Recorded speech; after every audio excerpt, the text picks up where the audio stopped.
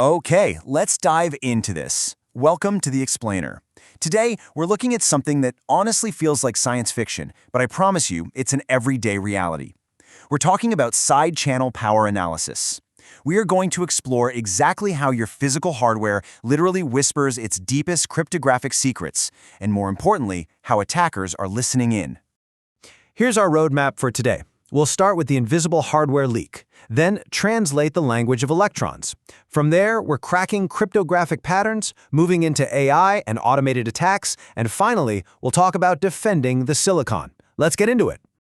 All right, Section 1, the invisible hardware leak, bypassing the mathematical fortress. You know, for decades, cryptographers built their threat models on one massive assumption. If the math is unbreakable, the system is secure, period.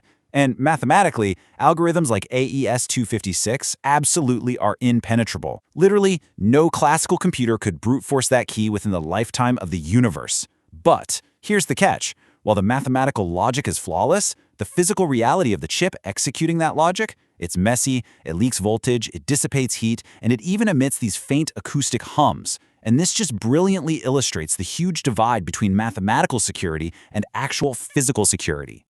To really wrap our heads around this vulnerability, think about this analogy. It does not matter how tall your castle walls are if the drawbridge leaks electricity every time the guard checks the lock.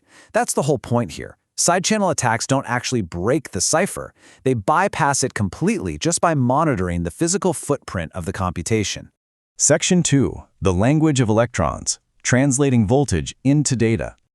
Okay, let's zoom in on the micro-level physics of your hardware to see exactly where these leaks are coming from. Modern chips rely on something called CMOS logic gates. Now, these gates have a really fascinating fundamental property. They consume infinitesimal amounts of power asymmetrically whenever there's a switching event. But what does that actually mean? Let's define it right now. CMOS stands for complementary metal oxide semiconductor. Basically, it's a logic family where the gates draw negligible current when they're just sitting static, but they spike when they transition between a 0 and a 1.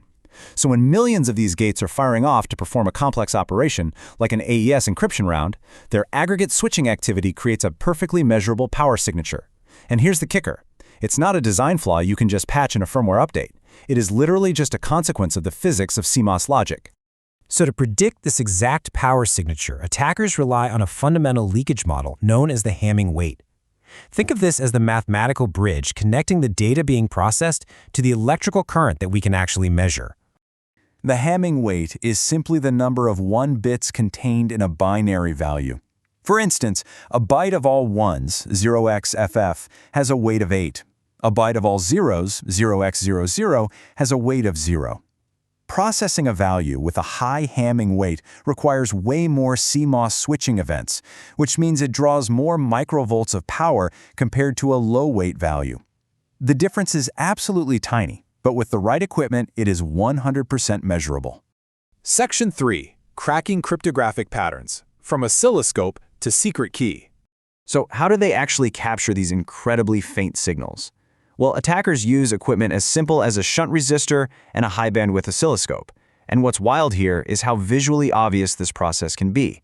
On a simple PIC16 microcontroller performing AES encryption, you can visually distinguish the 10 rounds of encryption right there on the oscilloscope screen. Attackers will specifically target the nonlinear SubBytes operation in the very first round. Why round 1? Because that's when the attacker can inject known plaintext, which lets them isolate and target specific key bytes before the algorithm scrambles the whole shebang in the later rounds. Now, relying on just looking at the screen like that is called simple power analysis, or SPA. But the true existential threat lies in a statistical method called differential power analysis, or DPA.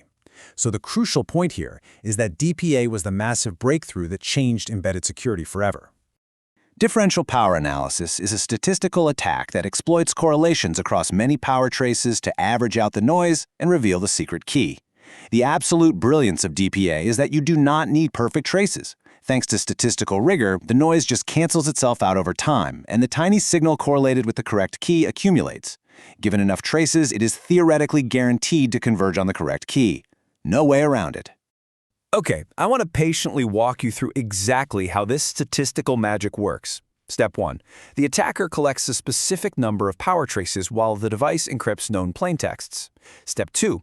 They guess a key byte and compute what the intermediate value would be. Step 3. They compute the Hamming weight of that guessed value.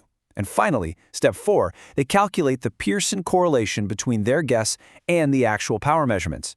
If they guessed right, that correct hypothesis will consistently produce a sharp, undeniable correlation peak. 4096. That is the exact number of hypotheses an attacker needs to test to recover a full 128-bit AES key. It's just 16 bytes multiplied by 256 possible values per byte. Testing 4096 hypotheses? That's a computation that takes mere seconds on modern hardware. It's incredibly fast. Section 4. AI and automated attacks. The era of deep learning extraction. As you might expect, manual statistical analysis is rapidly being replaced by highly automated platforms. Let's move to the timeline and see how this builds. Back in 1996, Paul Kocher introduced simple power analysis. By 1999, DPA was invented. 2004 brought us formalized correlation power analysis. Then deep learning entered the chat in 2016. Fast forward to 2025, and we're literally looking at autonomous AI attacks. What used to require a PhD-level expert can now be pulled off using open-source tools like the ChipWhisperer for about $500. That's basically the cost of a mid-range smartphone. The democratization of this attack surface is just staggering. 1,000. Now, wrap your head around this number. Modern deep learning architectures, like ResNet-style neural networks, now need fewer than 1,000 power traces to break heavily protected AES implementations. They automatically learn how to exploit these really complex, nonlinear leakage patterns without even needing an explicit leakage model. This reduces the total attack time from days down to just minutes. It's a real game changer. Section 5. Defending the silicon. The permanent arms race. So how on earth do engineers attempt to defend hardware against the undeniable laws of physics? Well, the most widely deployed algorithmic defense to defeat these first-order statistical attacks is a technique called masking. But how exactly does masking protect the data? Masking involves splitting a sensitive intermediate value into multiple random shares using random values. It's like cutting up a treasure map. The goal is to completely destroy any statistical correlation with the true secret. So if an attacker measures the power, they just see this randomized, masked value that carries zero usable information about the actual key. However, and this is a big however, while masking works beautifully in theory, those deep learning AI models we just talked about, they can now learn to automatically combine leakage from multiple clock cycles to completely bypass first-order masking. Because masking isn't always enough on its own, engineers actively use physical hiding countermeasures to further obscure the leakage. We're talking about things like noise injection to add random current fluctuations, temporal desynchronization to randomize timing with wait states, dual-rail logic to balance the power draw and current flattening. All of these are used right alongside masking in a defense-in-depth strategy. It just makes it that much harder for statistical attacks to converge.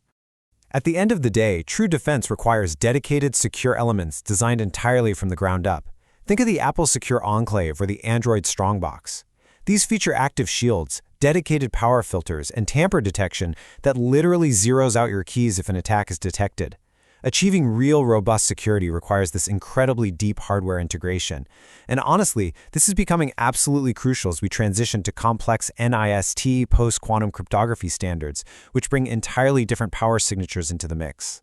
Which brings us to our final thought for this explainer. When your deepest secrets are physically processed, how do you patch the laws of physics? Software can be updated, right? Firewalls can be patched. But silicon? Silicon is permanent. It is a continuous, awe-inspiring arms race between the mathematics we inherently trust and the physical hardware that inevitably whispers its secrets. Thank you so much for joining me today. I really hope this gave you a clear, systematic understanding of side channel analysis. Keep learning, and I'll see you next time.